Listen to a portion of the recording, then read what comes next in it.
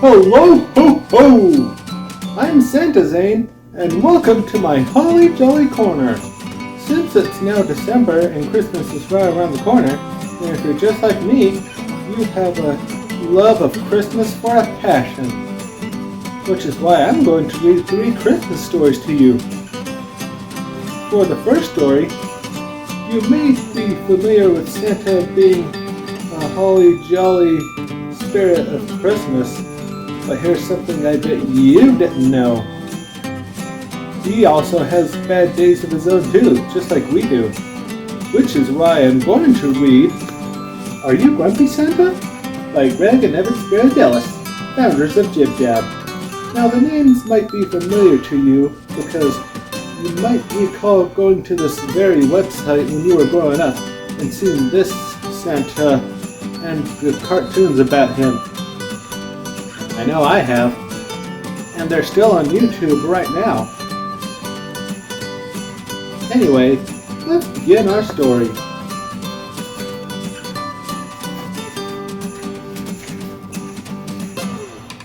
We all know Santa's jolly, but there's something else worth knowing. There are times when even Santa doesn't feel like ho ho ho-ing. If you've never heard the story, you might be quite surprised. It's about a grumpy Santa who became ungrumpified. One night, while Santa slept, dreams of Christmas in his head, a giant snore from Mrs. Claus blew him out of bed. He rolled across the bedroom floor, hoochie hoochie hoo, and tripped over a bag with bowling ball and stubbed his little toe. He was tired and his toe hurt, but he hopped into the tub. My blue-bound rough jelly belly sure could use a soapy scrub. But when he turned on the shower knob, this water's freezing! He jumped out of the bathtub, now sniffling and sneezing. The elf defrosted Santa by the edge of a small fire and tried to warm his favorite Santa suit inside the dryer. But the dryer shrank his suit so they made a little switch and replaced it with a woolly one that made him scratch an itch. At breakfast, things got worse. There must be some mistake. What happened to my waffles, pancakes, sausage, eggs, and steak? Like when you're on a diet, you're so handsome when you're thin. A grouchy Santa mumbled, Today, I just can't win. Santa grabbed his gifts and headed out the door. But his fleet of flying reindeer weren't where they were before. When he finally found them, he shouted out, Oh no! His reindeer had been buried hook to antler in the snow. The reindeer were still frozen. They flew out of control. They almost crashed his speeding sleigh into the striped North Pole. Hold steady! Santa yelled as he unfolded his map. Then a giant gust of wind blew up and stole poor Santa's cat. At the first house on his list, Santa had no change of luck. He jumped into the chimney, but his belly got stuck. He wiggled side to side and gave a mighty push. He flew into the fireplace and sprained his chubby tush. In Paris, he was chased by a tiny growling poodle. In Italy, he slipped upon a rigatoni noodle. He was nearly trampled by a bull in beautiful Pamplona. He bumped into a Christmas tree in Phoenix, Arizona. At the last house on his list, near the point of full despair, he tripped over a toy train and flew up in the air. He grabbed a chandelier, then heard the ceiling crack. Poor old Santa tumbled down and landed on his bed. I'm tired, my toe hurts, I'm hungry and freezing. My wool suit is so itchy, I'm sniffling and sneezing. My head has got a bump, my tush is wrapped in gauze. I can't take this anymore. I'm a grumpy Santa Claus! Then suddenly he sighed, next to the Christmas tree. He walked over to inspect it before belly grumbling hungrily. It was a card for Santa. Pinned on it was a wreath, and when he picked it up, he found some cookies underneath. As he wrote the note inside, his heart didn't nearly pause. We made you all these cookies because we love you, Santa Claus. Santa smiled and took a bite. The lesson was quite clear. When people do nice things for you, the grumpies disappear. Santa flew into the night, the winter moon aglow. He felt so good, he shouted out a hearty, Ho, ho, ho! So remember, make them chocolate, silky smooth, or extra lumpy. Just be sure to leave some cookies in case Santa's feeling grumpy. The end. Now on to Book 2, Lucy's Christmas, by Donald Hall. Illustrated by Michael McCurdy. Let's begin now. Late in August, a branch of the sugar maple turned red, which made Lucy think of autumn and winter. Lucy Wells liked planning ahead. Even though it was far off, she thought about Christmas at the South Danbury Church, where all the families in the village opened their presents together. So she started making Christmas presents. She sewed scraps of velvet left over from a dress her mother made into a little bag. Then she stuffed it with bits of sheep's wool that her father shared last April and that she had saved in the box under her bed. Oil in the sheep's wool would keep pins and needles from rusting. She sewed the pin cushions shut and packed her away in her secret box to give to her mother for Christmas. On cool mornings, Lucy played with her little sister Caroline beside the old kitchen stove where it was warm. Early last month, her mother and father had looked through the Sears catalog to find a new stove. They liked to plan ahead too. Caroline had pointed to a picture of a beautiful range, but it was too big for their kitchen. All of them liked a pretty stove, but it was too small. Then Lucy pointed to a picture of the latest Glenwood kitchen range. It was just the right size. Everybody agreed with Lucy's choice, and they mailed their order to Sears Roebuck in Chicago.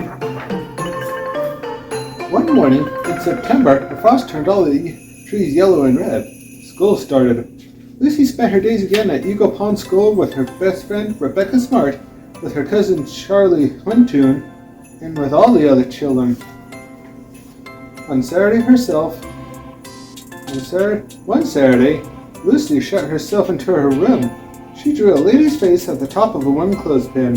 Using scraps from her box, she made the doll a pretty dress and a hat with a yellow feather from a baby chick that she saved from when she watered the chickens last summer. Caroline would have a clothespin doll for Christmas. The third week of school, Lucy told her mother, "We're writing with steel pens now. We dip them into inkwells on our own desks." "Sometimes do you drip ink on the paper by mistake?" asked Lucy's mother. Lucy said that sometimes Rebecca dripped a little drop. "Let me show you something," said her mother. Later that evening, Lucy cut pieces of flannel left over from making nightgowns into circles of different colors and crimped them together to look like a big chrysanthemum with a button sewed in the middle. Lucy had made a pen wiper for Rebecca for Christmas. Nights were cold now. The leaves filled the yard. The kitchen range burned day and night. So did the stove in the living room. And at night, Lucy and Caroline went to bed with hot water bottles. Lucy's mother and father gathered apples and pressed them for vinegar. Lucy's mother canned applesauce, covering the little stove with pots and pans. "When will the Glenwood come?" Lucy asked every morning. "They'll tell us down to the depot when it gets here," said her mother. "They'll tell us down to the depot when it gets here," Caroline said to Lucy. In November, at Sunday school, they rehearsed their parts for the church's Christmas program. At home, their mothers made them costumes that looked like the pictures in the Bible. Lucy thought about the baby in the manger, the star, and the wise men riding their camels. Lucy also thought about big storybooks and dolls with eyes that opened and shut. All year long, her mother bought salt and coffee from the man in the Grand Union wagon, who stopped by the dooryard every Wednesday. In summer, the wagon had wheels. In winter, it was a sleigh. The Grand Union man gave her mother coupons for everything she bought, and a catalog of Christmas presents she could order with the coupons. Every autumn, Lucy's mother mailed the coupons to Grand Union in Boston. Every year, at the church Christmas, Lucy's big presents were a new doll and a new storybook. One rainy noontime, Abel Baker, the rural-free delivery man, brought a postcard from Railway Express. The new Glenwood kitchen range waited at the Danbury Depot. Lucy's father and the hired man carried the little old stove to a lean up beside the sheep barn just in case it ever came in handy. Then her father backed their horse Riley into the sledge. "Do you want to come?" said Lucy's father. Lucy and Caroline squeezed into the front seat and they slid over rolled snow to the rail station. They came back with a huge wooden packing case. It took 2 hours to put the new stove together. The kitchen was cold before they fixed the new chimney pipe and laid the fire. beautiful new Glenwood was huge, black, and cast iron with bright nickel trim. It had its own reservoir where the water stayed warm all day, but never boiled away. It had levers all over to control the heat so that everything cooked at the right temperature. It was queen of the kitchen. All the neighbors dropped by, slaves in the dooryard to see the new stove. My goodness, the neighbor said. Did you ever see such a stove? What a wonder! While she was at school, Lucy missed the new Glenwood she talked about in recess. When she came home, she sat in front of it, gazing. What a wonder, said Lucy. Did you ever see such a stove? When her mother baked a cake, the thermometer built into the iron door registered for 350 degrees. Lucy's mother studied how to cook it in the modern way, baking bread, simmering soup, cooking chicken fricassee, boiling New England dinner, and straining up red flannel hash. Lucy asked, will you teach me how to cook? We can start, said her mother. She showed Lucy how to open the oven with the foot pedal and set bread inside without touching the iron. She showed her how to set a skillet where the stove was hottest to melt lard for donuts. Caroline stood watching. You'll learn next year, said Lucy. Then Lucy helped Caroline make Christmas presents for her mother and father. At Henry's store, they bought tiny sticky back calendars, 3 for a nickel. They also bought 2 yards of pink and egg and strips of colored paper with stick-em at one end. From the paper strips, the girls glued red and green chains to hang from wall to wall across the church. Then Lucy helped Caroline draw cat pictures on 2 pieces of white cardboard and stuck the calendars underneath them. Imagine, said Lucy to Caroline, it's going to be 1910. Lucy counted out 52 pieces of tissue paper, punched holes in the corner, and tied them between cardboard covers with red yarn. On the front, she drew the stick figure of a little boy. Then she wrote a title for her tissue paper book, Little Shaver. It was a Christmas present for her father, a book of tissues to wipe his straight razor on. When he shaved Sunday morning, he was sitting on the set tub, using the mirror under the 24-hour clock. Finally, school was out for Christmas. The day before the church's Christmas program, Lucy and Caroline popped popcorn their father had grown it all summer by the barn on the new Glenwood. Then Lucy and Caroline and their mother made popcorn bags out of the pink netting from Henry's store. In each bag, they put 2 pieces of ribbon candy and a whole handful of popcorn. It took them all day. The next day, the girls were up early. Their father sat on the set tub shaving, even though it wasn't Sunday. The girls wrapped their presents. Lucy wondered what Caroline's present for her was, because Caroline giggled so much. Their father milked the cows. Their mother baked beans and brown bread in the Glenwood. When their father stopped by the door with Riley and the sleigh, the girls packed their presents and costumes behind the seat. Riley pulled them quickly over the slick snow. They passed Rebecca's farm and their cousin Charlie.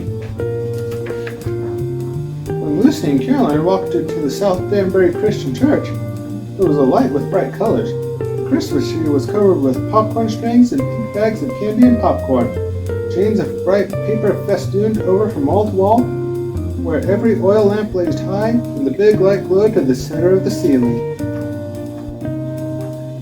Lucy and Caroline put their packages under the tree to one side of the pulpit and sat up front with the other children from Sunday school. Ella Downs, who was only 4, led the church in the Lord's Prayer. Martha Moreland and Edna Sleeper and Lucille Sanborn sang Silent Night, while David and Silly played the piano. And everybody sang, Oh, come all ye faithful, and O little town of Bethlehem. Lucy's cousin Charlie Huntoon played the accordion. Claire Braley, who was 11, recited Toast the Night Before Christmas all the way through without a mistake. Caroline and the other 5-year-olds, Olin Clark and Fortelia Elkins and Allison Fifield, sang a poem about cows and sheep in the manger. Then everybody sang It Came Upon the Midnight Clear and We 3 Kings of Orient are. Then the children ducked into the church's hallway and tucked their costumes over their regular clothes. Lucy stood up with Rebecca and read the Christmas story from the scriptures. While they read, the rest of the Sunday school acted the story in pantomime. Caroline was the shepherd, Charlie's younger brother, Clarence, was the star. Lucy read, and when they saw the star, they rejoiced with exceeding great joy. Rebecca read, and the shepherds returned, glorifying and praising God for all the things they had seen and heard. Then it was time for presents. Martha and Edna and Lucille delivered red and green packages to everybody in church. Lucy and Caroline looked at their new storybooks. Caroline hugged a new doll with eyes that opened and shut. Lucy had a pretty little doll from her Aunt Susan and a doll's cradle from her big cousin Charlie. He made it himself out of scraps from his father's sawmill. Rebecca gave her a toy village she made by cutting pictures out of it from magazines and pasting them to cardboard. Rebecca loved her flower pen wiper. Lucy also had a doll's nightgown, a board game called Railroad, and a new set of dominoes. Caroline had tiddlywinks and tiny doll's booties and a map of the United States that was a puzzle because the states were separate pieces. She put the doll's booties on the clothespin from Lucy. Lucy's next to last present was from Caroline, and it was a calendar pasted under the cat drawn on that picture drawn on cardboard.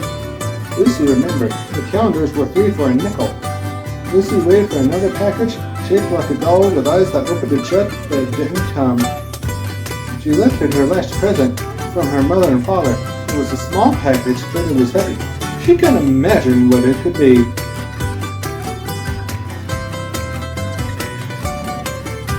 There was a tiny cast-iron Glenwood kitchen range with a tiny oven door that opened and shut, with tiny lids and tiny lifters, the right size for her tiny doll's skillet and kettle, and with its own tiny reservoir for hot water. "You could practice cooking on it," said Lucy's mother. "You could practice on it too," said Lucy to Caroline, "while I'm at school." As they tucked into the sleigh for the ride home, Caroline put her clothespin doll into the arms of her big doll with eyes that opened and shut and held them both. Lucy cuddled her storybook in one arm and her stove in the other.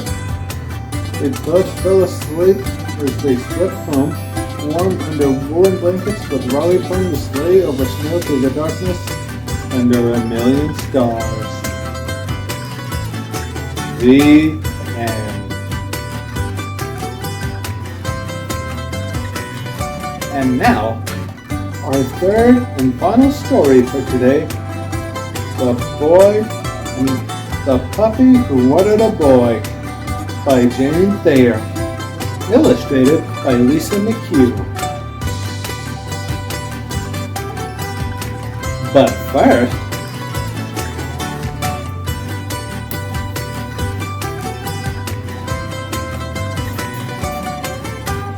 come girl, Dixie, come girl, come.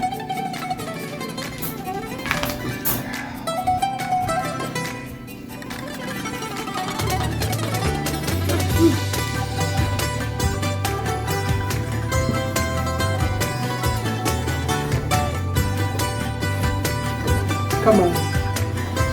Hey, Whiskey, come girl.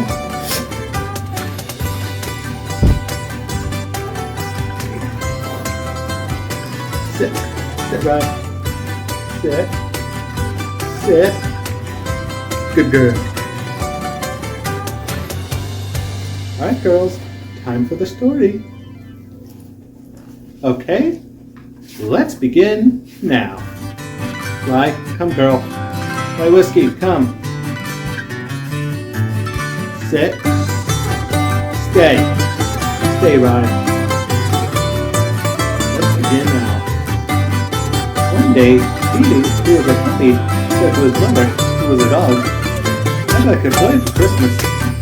His mother, who was a dog, said she thought he could have a toy if he was a very good puppy.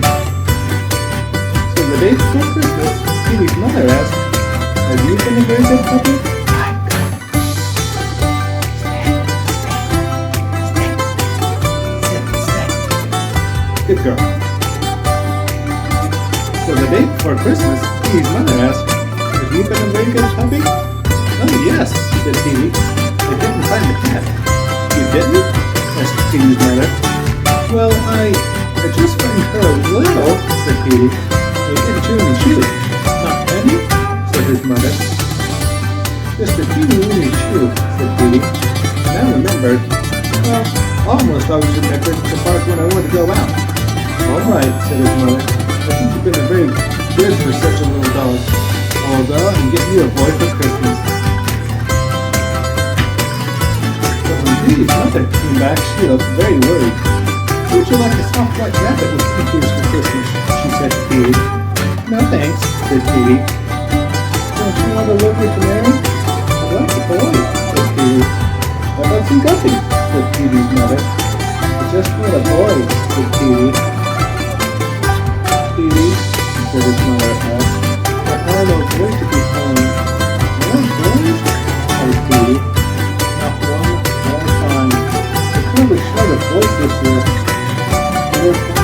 Petey thought he couldn't stand it if he didn't have a boy. Finally, his mother said, there now, there must be a boy somewhere. Perhaps you could find some dog who would give his boy away. You think I should? Asked Petey. It wouldn't hurt to try, said his mother. So Petey started off. It wasn't long before he saw a collie racing with a boy on a bicycle. Petey trembled with joy. If I had a boy on a bicycle, said Petey to himself, I could run like anything. I'll take a little run right now. I'll ask the collie politely if he'll give his boy away. So Petey looked after the bicycle. He called out to the collie, excuse me, do you want to give your boy away? But the collie said no, he definitely didn't, in a dreadful tone of voice. Petey sat down. He watched the collie and his boy on a bicycle until they were out of sight. They didn't really want a boy on a bicycle anyway, said Petey. After a while, he saw a setter playing ball with a boy. Petey was delighted. If I had a boy to play ball with, said Petey, I'd catch the ball smack in my mouth. I'd like to catch the ball now. But he remembered how cross the collie had been, and he sat down on the sidewalk and called out politely, excuse me, do you want to give your boy away? But the setter said no, he definitely didn't, in a terrifying tone of voice. Oh well, said Petey, trotting off. I don't think playing ball is so much fun. Soon Petey came to a bulldog sitting in a car with a boy. Petey was pleased, but he was getting a little tired from so much walking. If I had a boy in a car, said Petey, I'd laugh at walking dogs. I'd like a ride right now. So he called out loudly, but very politely, excuse me, do you want to give your boy away? But the bulldog said no, he definitely didn't, and he growled in Petey's face. Uh-oh, said Petey. He hurried behind the house and stayed there until he saw the bulldog and his boy drive away. Well, who wants to go riding in a car? Not me, said Petey, coming up from behind the house. He thought he would just rest a while, though. He had come a long way for such a little dog. He was limping a bit when he started off again. After a while, he met a Scotty, walking with his boy and carrying a package in his mouth. Now that is a good kind of boy, said Petey. If I had a boy to take walks with and carry packages for, there might be some dog biscuits or cookies in the package. I would like a cookie right now. He hadn't had any lunch. But he remembered how cross the collie and setter and the bulldog had been. And he stayed across the street and shouted at the top of his lungs, but polite as could be, excuse me, do you want to give your boy away? The Scotty had his mouth full with the package, so he managed to say no, he definitely didn't, and he showed his sharp teeth to Petey. I guess that wasn't the kind of boy I wanted either, said poor Petey. But my goodness, where can I find a boy? Well, Petey trotted on and on, but he couldn't find a single dog who would give his boy away. Petey's ears began to droop. His tail grew limp. His little legs were very tired. My mother was right, he thought. There isn't a boy to be found. Just as it was getting dark, he came to a large building on the very edge of town. Petey was walking by slowly when he saw a sign, Home for Boys. Maybe I can find a boy here, said Petey to himself. These boys have no parents and no dog to take care of them either. He padded slowly up the walk of the home. He was so tired he could hardly lift his little paws. Then Petey stopped. He listened. He could hear music. He looked through the window. He saw a lighted Christmas tree and children singing carols. Then Petey saw something else. On the front steps of the building, all by himself, sat a boy. He was not a very big boy, and he looked lonely. Petey gave a glad little cry. He forgot about being tired. He leaped up and landed in the boy's lap. Sniff, sniff went Petey's little nose. Wag, wag went Petey's tail. He kissed the boy with his warm, wet tongue. How glad the boy was to see Petey. He put both his arms around the little dog and hugged him tight. Then the front door opened and a lady looked out. "Why, here you are, Ricky," she said. "What is a little boy doing out here all alone? Come on in and sit near the Christmas tree." Petey sat very still. The boy sat still. The boy looked up at the lady and down at Petey. Petey began to tremble. Would the boy go in and leave him? "I'm not alone," said the boy. "I've got a puppy." "A puppy?" The lady came out and looked at Petey in surprise. "Can he come in too?" said the boy. "Why," said the lady, "you're a nice little dog. Wherever did you come from?" "Yes, bring him in." "Come on, puppy," cried the boy. Then they scampered. A crowd of boys was playing around the Christmas tree. They rushed at Petey. They picked him up and petted him. Petey wagged his tail. He wagged his fat little body. He frisked about and licked every one of the boys. "Can we keep him?" said one. "Can we give him some supper?" said another. "Can we fix him a nice warm bed?" said a third. "We'll give him some supper and a nice warm bed," said the lady. "And tomorrow we will find his mother and see if she'll let him stay." Petey knew his mother would let him stay. She knew how much he wanted a boy. "But won't she be surprised?" said Petey to himself with a happy little grin. "When I tell her I got 50 boys for Christmas." The end. Alright, girls. Did you enjoy the story? You see, I decided to end his visit to the corner with that one because I believe a dog is a wonderful Christmas present you can get. It can bring you lots of joy and keep you company no matter what. And I wouldn't disagree with it more than my best friends right here. "Hey, Whiskey, come girl." Especially regardless if they are small or big.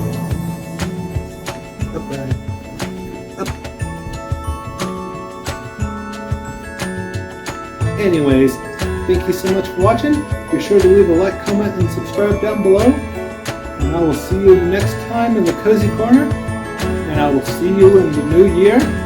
And have a very happy holidays, everybody. See you next time. And Merry Christmas. Take care.